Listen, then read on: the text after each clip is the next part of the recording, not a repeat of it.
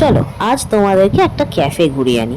আমি একাই গেছিলাম। হ্যাঁ, আমি সবসময় মানে বেশিরভাগ টাইমটাই সোলো ডেটটাই প্রেফার করি, বিকজ আমার ওই কে কখন যাবে তার অপেক্ষায় বসে থাকাটা খুব বিরক্তির লাগে। আর সব থেকে যেটা ভালো লাগে সেটা হচ্ছে নিজের মতো করে সময় কাটাতে।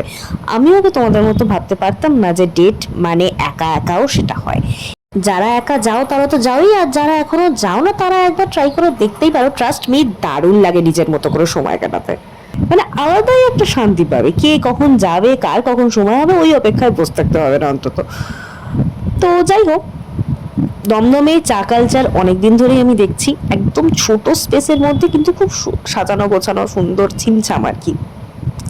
8 জনের বসার মতো জায়গা আছে, খুব বেশি ভিড় হয়ে গেলে সেটা আবার সমস্যা। বাইরেও কিছু সিটিং অ্যারেঞ্জমেন্ট ওদের দেখলাম। আর আমি তো একাই গেছিলাম আর ভীষণ ফাঁকাও ছিল।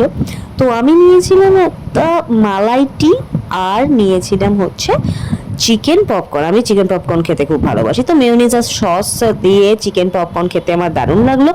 আর মালাই চাটা ঠিক আছে, চলো মোটামুটি ঠিকই আছে, খুব একটা খারাপ বলবো না, খুব একটা হামড়িও কিছু বলবো না।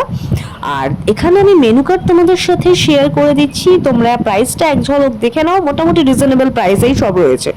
তো তোমরাও দেরি না করে ঘুরে এসো, একা কিংবা দোকা কিংবা সবাই মিলে ঘুরে আসতেই পারো।